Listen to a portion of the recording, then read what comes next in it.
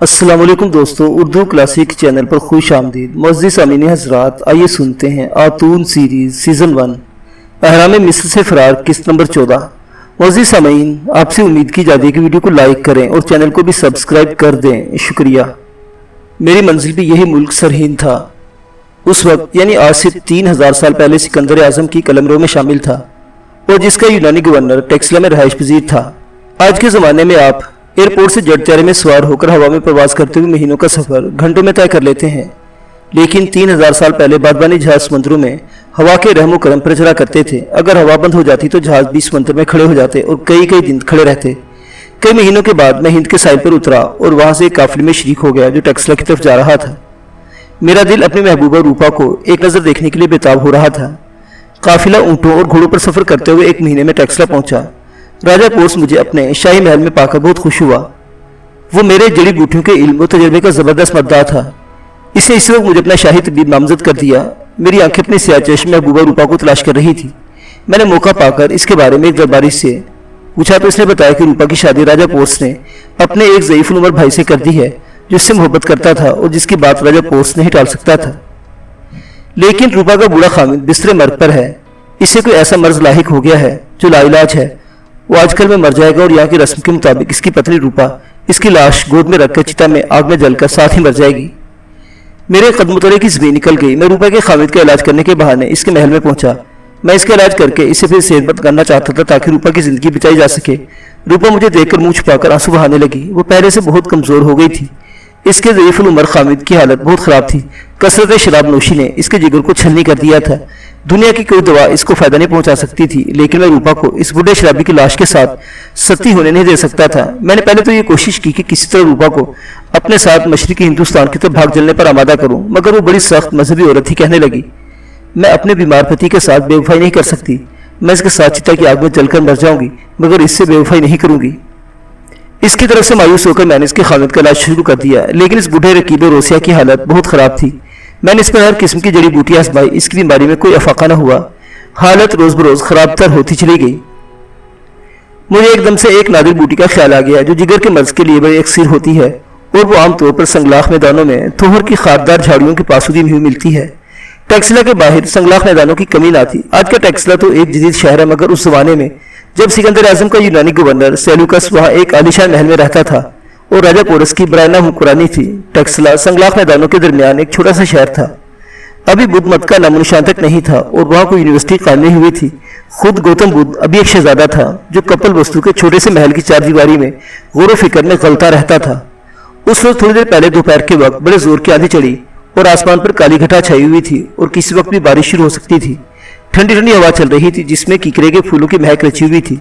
मैं शहर के बाहर एक पहाड़ी के दामन में आ गया। यहाँ मैंने थूर की खारदार झाड़ियों में जगह जगह इस नादिर जमाना बूटी को बहुत तलाश किया जो बाबुल और निस्र के वीरानों में आम पाई जाती थी, मगर मैं कामयाब न हो सका। सख्त नाउमीदी और परेशानी के आलम में मैं दरख्त के करीब से गुजरा तो क्या देखता हूँ, एक स्पेरा ठंडी छाव में पड़ा सो रहा है।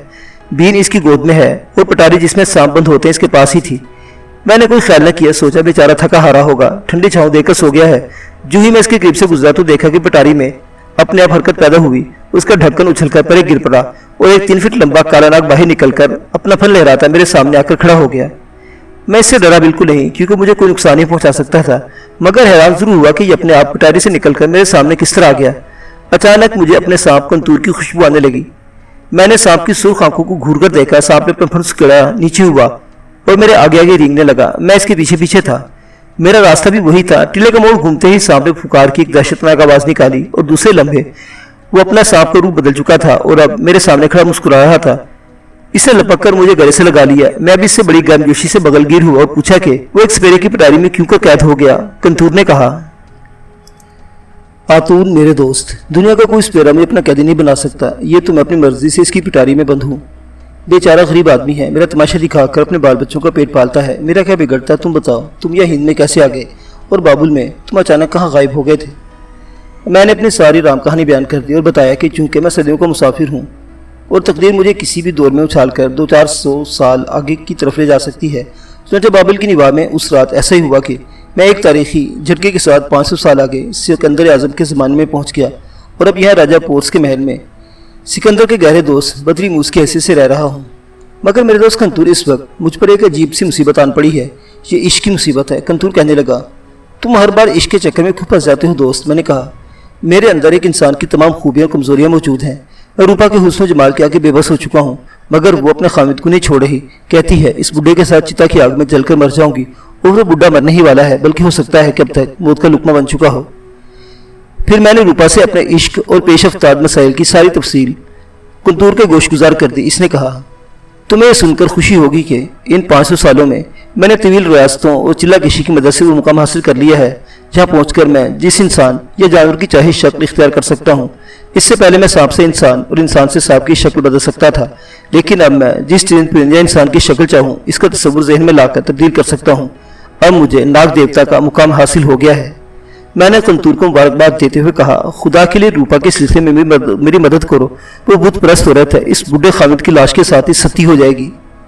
کنتور نے کہا، تم فکر نہ کرو آتون، کچھ نہ کچھ ہو جائے گا، لیکن سب سے پہلے مجھے اس سپیرے کی مدد کرنا ہوگی جس کی روزی کا دار و مدار میرے کھیل تماشے پر تھا۔ میرے ساتھ آؤ۔ ہم دونوں اس درخت کے پاس آ گئے جہاں وہ سپیرا ابھی تک خواب خرگوش کے مزے لے رہا تھا۔ کنتور نے اپنے منہ میں انگلی ڈال کر ایک جمگاتا سرخ یاقوت نکالا، چپکے سے سپیرے کی پٹاری میں رکھ کر اوپر ڈھکنا دے دیا۔ کچھ فاصلے پر جا کر بولا، یہ یاقوت اس کی 7 پشتوں کے لیے کافی ہوگا۔ اب یہ سوچتے ہیں کہ تمہارے لیے کیا کر سکتا ہوں۔ تم ایسا کرو کہ مجھے اپنا نوکر یا کوئی طبیب بنا کر قریب المرد بڈھے کے پاس لے چلو۔ میں تمہاری محبوبہ روپا کو ایک نظر دیکھنا چاہتا ہوں۔ یہ کوئی مشکل بات نہیں تھی۔ میں نے وہیں سے چند ایک جڑی بوٹیاں اکھاڑ کر کنتور کو دی اور کہا، یہ بوٹیاں تم اپنے پاس رکھو، میں روپا اور اس کے رشتہ داروں سے تمہارا تعارف مصری طبیب کے حیثیت سے کراؤں گا۔ تم کہنا یہ بوٹیاں پانی میں گھول کر مریض کو پلا دی جائیں۔ یہ بے ضرر بوٹیاں ہیں۔ میں کنتور کو اپنے ساتھ روپا کے شاہی محل میں لے آیا۔ اس وقت وہاں راجہ پورس خود موجود تھا، اس کے دوسرے رشتہ دار روپا بھی۔ روپا کا بڈھا خامد زندگی کے آخری سانس لے رہا تھا، اس کے سانس اکھڑ چکے تھے۔ راجہ پورس نے میری طرف دیکھ کر کہا، میرے بھائی کو کسی طرح بچا لو۔ میں نے کنتور کا ایک مصری طبیب کی حیثیت سے تعارف کرایا اور کہا کہ یہ طبیب ایک دوائی آزمانا چاہتا ہے۔ راجہ پورس کی اجازت سے کنتور نے بوٹیاں پیالے میں کھول کر موت کے آغوش میں آخری ہچکے لیتے ہوئے روپا کے خامد کو پلا دی۔ روپا کی آنکھیں رو رو کر سرخ ہو رہی تھی۔ ظاہر ہے اس بوٹی کا کیا اثر ہونا تھا۔ روپا کا بڈھا خامد آخری ہچکی لے کر مر گیا۔ روپا بچھاڑ کھا کر گری اور بے ہوش ہو گئی۔ اب اس کے خامد کے ساتھ ستی ہونے کی تیاریاں شروع ہو گئی۔ لاش کو رات کے پچھلے پہر پورے شاہی آداب اور مذہبی رسوم کے ساتھ جلایا جانا تھا۔ لاش محل کی بارادری میں رکھی ہوئی تھی۔ پروہت اور پجاری اس کے گرد بیٹھے بھجن کیرتن کر رہے تھے۔ ایک طرف ہون ہو رہا تھا، آگ میں گھی کسوری اور دوسرے قیمتی نجوڑ جلائے جا رہے تھے۔ روپا میرے ہاتھ سے نکل چکی تھی۔ وہ خود بھی ستی ہونے کو تیار تھی، کیونکہ وہ سخت مذہبی عورت تھی اور دیوتاؤں کے غضب سے تھر تھر کانپتی تھی کہ اگر وہ رسم کے مطابق اپنے خامد کے ساتھ ستی نہ ہوئی تو اور میرے ساتھ فرار ہو گئی تو اس پر دیوتاؤں کا قہر نازل ہوگا۔ اسے شاہی محل کے مندر میں عورتوں اور پوہے ستی ہونے کے لیے تیار کر رہے تھے۔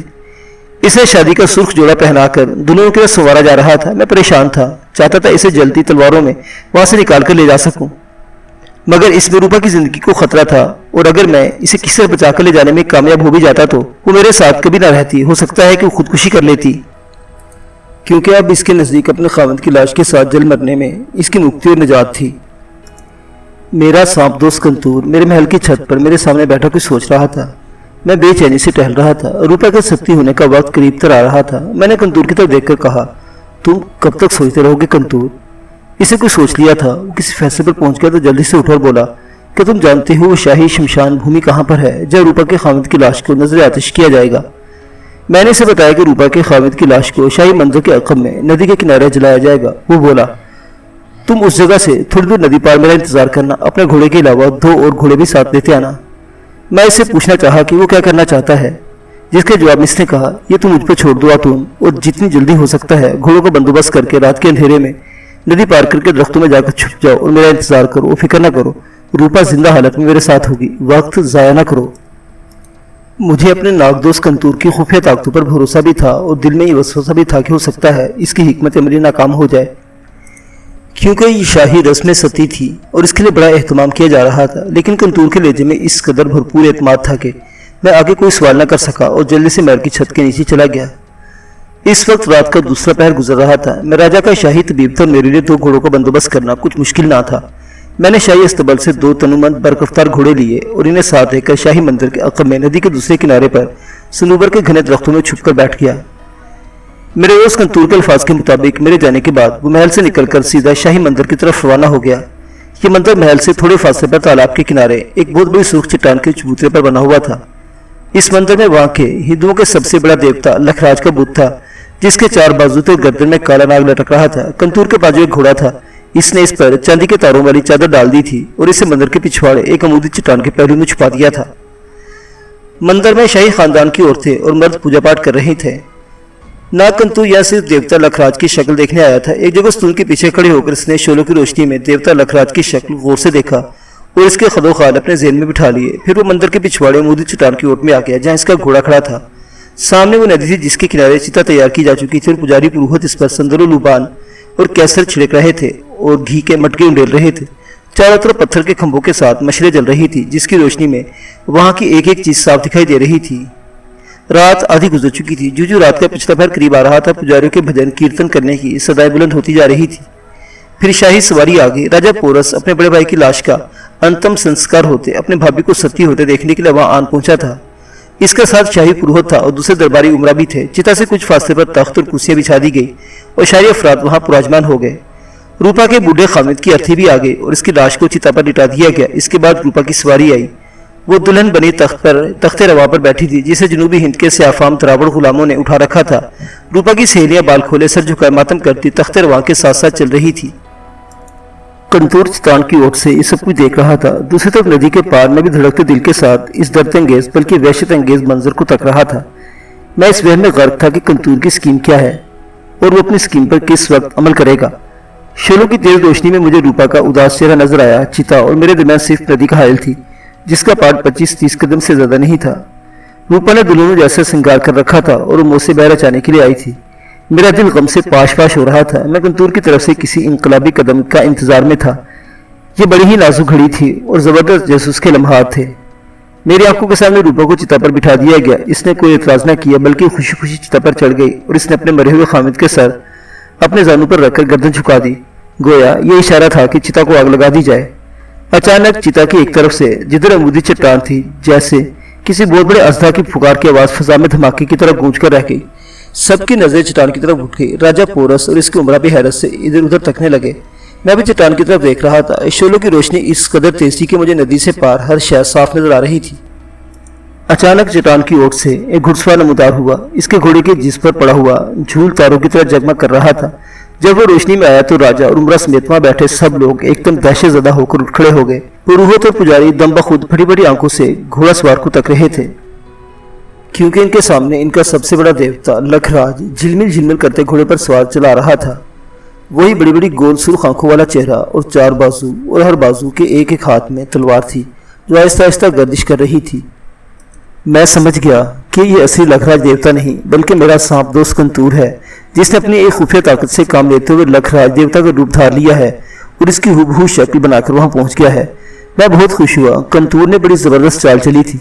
इस तरीके से न सिर्फ ये कि वो रूपा को मौत के मुंह से निकाल सकता था, बल्कि इसके ज़हन को भी मेरी मर्जी के मुताबिक ढाल सकता था। किसी देवता या अवतार का इंसानी शक्ल में सामने आ जाना कोई मामूली बात नहीं थी। राजा पोरस, पुरोहितों और पुजारियों समेत हर कोई सजदे में गिर पड़ा। लखराज देवता के चारों हाथों में पकड़ी हुई तलवारें आहिस्ता आहिस्ता गर्दिश कर रही थी। इसके गले में लटका हुआ काला नाग अपना फन उठाए फुकारे मार रहा था और अपनी सुर्ख 2 शाखा जुबान बार बार निकाल रहा था। रूपा सती होने के लिए चिता पर तैयार बैठी थी। इसके खामिद की लाश का सर इसके जानों पर था और वो भी फटी बड़ी आंखों से देवता लखराज को इंसानी रूप में घोड़े पर सवार अपने बिलमुकाबिल देख रही थी। शोलों की तेज रोशनी में देवता की सुर्ख आंखें अंगारों की तरह दहक रही थी। अचानक देवता की आवाज बुलंद हुई, मैं देवता लखराज हूँ, जिसने इस नाजुक अंदाम कुनैया रूपा की कुर्बानी कबूल कर ली है। आकाश की अप्सराएं इस सती सावित्री के बलिदान से बहुत खुश हैं। अग्नि देवी की इजाजत से मैं इस सती सावित्री रूपा को खुद लेने आया हूँ। आओ रूपा देवी, मेरे साथ चलो। आकाश की अप्सराएं तुम्हारे दूसरे जन्म में तुम्हारी राह देख रही हैं। सबने अपने चेहरे उठाकर देवता को अकीदत में नारे लगाए। राजा पोरस ने हाथ बांधकर और सर झुकाकर कहा, अजीम देवता, ये हमारी खुशकिस्मती है कि आपने हमारी एक कुनैया की कुर्बानी कबूल फरमाई और इसे इज्जत बख्शी के इसे लेने के लिए आकाश से खुद चलकर यहाँ तशरीफ लाए। हमें आशीर्वाद दीजिए, महाराजों के महाराज। लखराज देवता ने कहा, तुम्हारी भूमि पर हुन बरसेगा राजा। अब हम अपनी अमानत को लेकर वापस जा रहे हैं। एकदम से सब लोग परे हट गए। पुजारी धीमे सुरों में कपकपाते होंठों से भजन गाने लगे। लखराज देवता घोड़े को आगे बढ़ाकर चिता के पास आ गया। रूपा का चेहरा अपने अजीम देवता को इतना करीब देखकर खुशी से चमक रहा था। وہ بہت خوش تھی کہ پر لوگ میں دیوتاؤں اور ابسراؤں نے اس کی قربانی کو قبول کر لیا ہے اور وہ اپنے نئے جنم میں ایک اسپرا کی حیثیت سے زندگی بسر کرے گی۔ دیوتا کو چتا کے قریب آتا دیکھ کر اس نے اپنے خامد کا سر نیچے چتا کی لکڑی پر رکھ دیا اور خود اٹھ کر کھڑی ہو گئی۔ لکھراج دیوتا نے اپنا ایک بازو آگے بڑھایا، اس کے ہاتھ کی ایک تلوار چتا پر گر پڑی۔ روپا اسے اٹھانے لگی تو لکھراج دیوتا نے بلند آواز میں کہا، اس تلوار کو اپنے خامد کی لاش کے ساتھ جل کر فنا ہو جانے دو۔ اس نے روپا کو گھوڑے پر اپنے آگے بٹھا لیا، چتا کا ایک چکر کاٹا۔ پروہت اور پجاری اب زور زور سے بھجن کیرتن کرنے لگے تھے اور خوشی سے لہک لہک کر جھوم رہے تھے۔ ان کے لیے یہ اعزاز بہت بڑا تھا کہ ان کا دیوتا خود ستی ہونے والی عورت کو لینے ان کے درمیان موجود ہے۔ میں یہ سارا منظر ندی کے دوسرے کنارے سے دیکھ رہا تھا۔ لکھراج دیوتا نے چتا کے گرد 7 چکر پورے کیے اور پھر گھوڑے کو ندی میں ڈال دیا۔ میں جلدی سے گھوڑوں کے پاس درختوں کے پیچھے چلا گیا۔ جس وقت روپا گھوڑے پر آگے ہو کر بیٹھی تو لکھراج دیوتا کے روپ میں کنتور نے اپنے گلے میں لٹکے ہوئے سانپ کو اس کی زبان میں حکم دیا کہ وہ روپا کو ڈس لے اور اس کے جسم میں صرف اتنا ہی زہر داخل کرے کہ جس سے کچھ دیر کے لیے بے ہوش ہو جائے۔ کنتور اب ناگ دیوتا تھا، کوئی معمولی سانپ نہیں تھا۔ دنیا کے سارے سانپ اس کا حکم مانتے تھے اور اس کے آگے سر جھکاتے تھے۔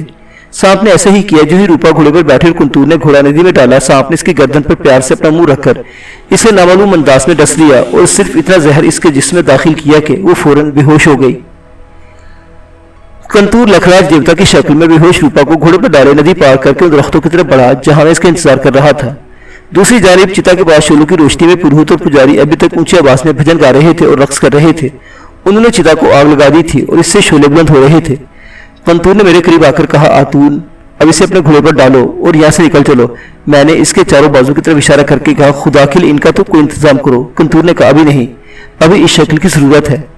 میں نے روپا کو بازو میں اٹھا کر دوسرے گھوڑے پر ڈالا اور ہم رات کے اندھیرے میں وہاں سے نکل گئے۔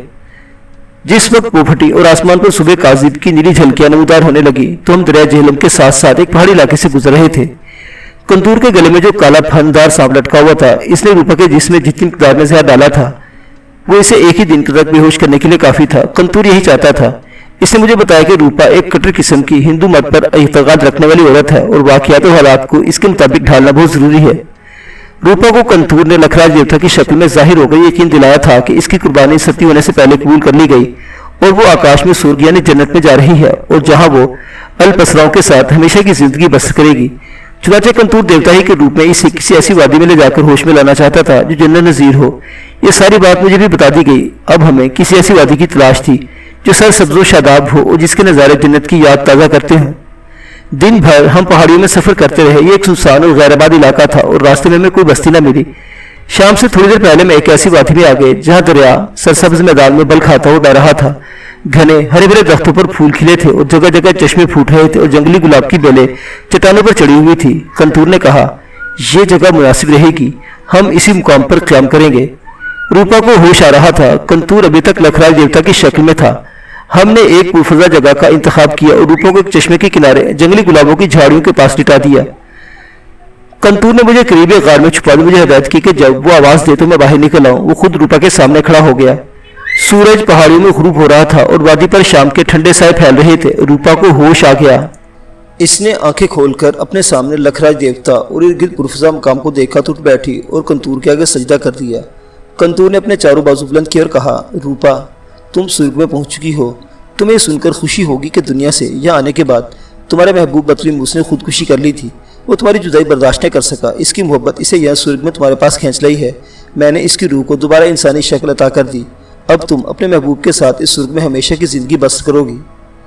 روپا حیرانی سے منہ اٹھائے کنتور کی باتیں سن رہی تھی۔ میں غار کی دیوار کے ساتھ لگا اس کے چہرے کے ایک ایک تاثر کو دیکھ رہا تھا۔ کنتور نے مجھے آواز دی اور میں غار سے نکل کر روپا کے سامنے آ گیا۔ روپا خالی خالی نظروں سے مجھے دیکھتی رہی۔ کنتور نے بلند آواز میں کہا، روپا یہ تمہارا محبوب ہے، اس نے تم پر جان دے دی ہے۔ اس کی محبت تمہیں سرگ میں اب تک زندہ رکھے گی۔ کیا تم اس کی محبت سے انکار کرتی ہو؟ روپا ایک ضعیف الاعتقاد عورت تھی اور پھر لکھراج دیوتا کو اپنے مقابل دیکھ رہی تھی۔ وہ میری محبت اور دیوتا لکھراج کے فیصلے کو کیوں جھٹلا سکتی تھی؟ اور پھر اس کے دل میں میری محبت تھی۔ وہ میری طرف دیکھ کر مسکرائی، لیکن اچانک سنجیدہ ہو کر دیوتا لکھراج کے سامنے ہاتھ باندھ کر کھڑی ہو گئی اور بولی، عظیم دیوتا، دنیا میں میرا جسم اور میری روح میرے خامد کی امانت تھی۔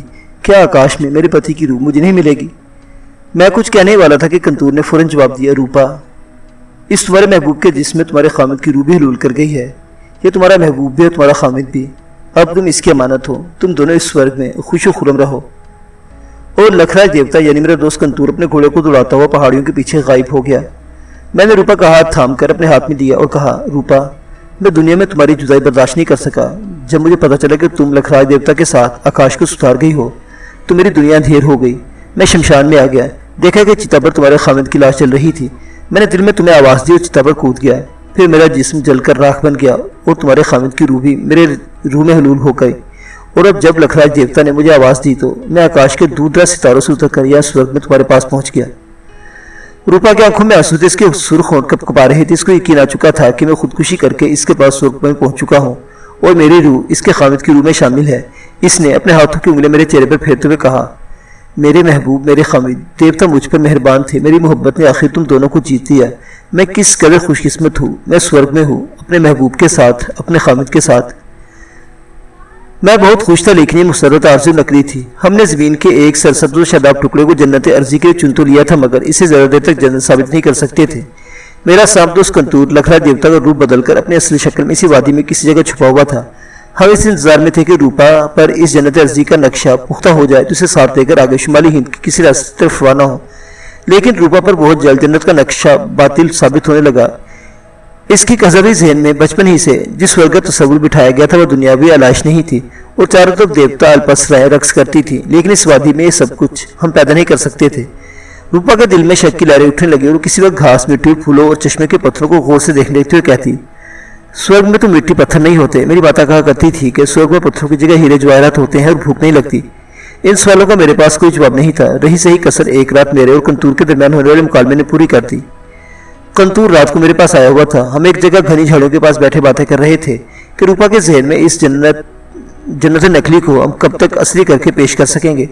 روپا نے ہماری باتیں سن لی، وہ جھاڑیوں میں سے نکل کر ہمارے سامنے آ گئی۔ ستاروں کی نیلی روشنی میں اس کی آنکھوں سے آنسو بہتے صاف نظر آ رہے تھے۔ اس نے آسمان کی طرف ہاتھ بلند کیا اور کہا، بھگوان، یہ بھی میرے کس جنم کی سزا ملی۔ میرے ساتھ دھوکا ہوا ہے، دیوتاؤں نے میرے ساتھ فریب کیا ہے، میں زندہ ہوں، گناہوں سے بھری ہوئی دنیا میں زندہ ہوں۔ ہے بھگوان، میرے خاوند کی روح کو کہو کہ میں آ رہی ہوں، میں آ رہی ہوں۔ میں اس کے ساتھ ستی نہیں ہو سکی، مگر میں آ رہی ہوں، مجھے معاف کر دینا۔ اور اس سے پہلے کہ میں اور کنتور لپک کر اسے بچاتے، اس نے اپنے ساڑی کے اندر چھپایا ہوا خنجر نکالا اور چشمے زدن میں اسے اپنی جگہ دل میں گھونپ لیا۔ خون کا ایک فوارہ اس کے سینے سے بلند ہوا اور وہ چیخ مار کر زمین پر گر پڑی۔ میں نے جلدی سے اس کے سینے سے خنجر کھینچ لیا۔ کنتور بھی گھبرا گیا۔ ہمیں ہرگز توقع نہیں تھی کہ روپا وہیں ہماری چھپی باتیں سن رہی ہوگی اور اتنی جلدی خنجر سے اپنے آپ کو ہلاک کر لے گی۔ ہم نے اسے بچانے کی ہزار تدبیریں کی، مگر روپا نے دم توڑ دیا۔ میں نے اس کی خونالو ناش کو اپنے سینے سے لگا لیا اور سسکیاں بھرتے ہوئے رونے لگا۔ کنتور اس علم انگیز المیوں کو خاموشی سے دیکھ رہا تھا۔ اس نے مجھے حوصلہ دیتے ہوئے کہا، خاتون، تم ایک غیر معمولی اور ماورا انسان ہو، مگر میں دیکھ رہا ہوں تمہیں میں انسانی ذہن اور جذبات کی ساری کمزوریاں موجود۔ اب حوصلہ کرو۔ یہ عورت اپنے خاوند کی امانت تھی، دنیا میں بھی اور آسمانوں میں بھی۔ میں نے کنتور کو کوئی جواب نہ دیا۔ ہم نے اسی جگہ لکڑی جمع کر کے ایک چتا بنائی اور روپا کو اس پر لٹا کر اس کے ہندو مذہب کے مطابق نظر آتش کر دیا۔ صبح میں نے اپنے آتش زدہ محبت کے راکھ کے پھول ایک ندی میں بہا دیے۔ میرا سانپ دوست کنتور میرے ساتھ تھا، مگر میں دیکھ رہا تھا کہ اس پر اس المیہ کا کوئی خاص اثر نہیں ہوا۔ اور ہوتا بھی کیوں؟ وہ ایک سانپ تھا، بنیادی طور پر انسان نہیں تھا۔ پھر بھی اسے میرے دکھ درد سے ہمدردی تھی اور میرے ہمراز، ہم سفر اور ہم درد ہونے کے ناطے اس نے ہر طرح سے میری دل جوئی کی تھی اور مجھے اس قسم کی انسانی کمزوری سے بلند ہونے کی تلقین بھی کی تھی۔ وہ کہتا تھا کہ میں غیر معمولی انسان ہوں اور میرے جذبے اور ان کے ساتھ میرا رویہ بھی غیر معمولی ہونا چاہیے۔ اس میں کوئی شک نہیں کہ میں ایک عام انسان نہیں تھا۔ میرے اندر طاقت کا ایک ایسا کوہ ہمالیہ پوشیدہ تھا کہ جس کو موت کا ہاتھ بھی اپنی جگہ سے ہلا نہیں سکتا تھا۔ لیکن اس کے باوجود میں محبت میں عام انسانوں کی طرح کمزور تھا۔ پھر بھی مجھے اپنے سامدوست کنتور کے خیالات سے اتفاق تھا اور میں اس نیج پر سوچنے لگا تھا کہ مجھے کمزور انسانوں کی بشری کمزوریوں سے اپنے دامن کو چھڑا لینے کی کوشش کرنی چاہیے، کیونکہ میرا تاریخ اور زندگی کا سفر ناقابل ختم تھا اور کوئی بھی غم میرے ساتھ ابدی روگ کی حیثیت اختیار کر سکتا تھا اور یہ بات ناقابل برداشت تھی۔ اب ہمارے سرسبز و شاداب جنت نظیر وادی میں کیا رکھا تھا؟ خاص طور پر مجھے تو وہاں ایک ایک شہرجر سے اپنی گمشدہ محبت کی خوشبو آتی تھی۔ روپا سے میں نے محبت کی تھی، ایک عام انسان کے بھرپور جذبے اور تمام بشری کمزوریوں کے ساتھ محبت کی تھی۔ ابھی میں جذباتی اعتبار سے اتنا طاقتور نہیں تھا، چنانچہ ہم گھوڑوں پر سوار ہوئے اور ہم نے اس وادی محبت کو خیر بات کہہ دیا۔ معزز سامعین حضرات، تاریخ کے مسافر کی یہ داستان ابھی جاری ہے۔ بقیہ واقعات اگلی قسط میں دیکھتے رہیے اردو کلاسک۔ اللہ حافظ۔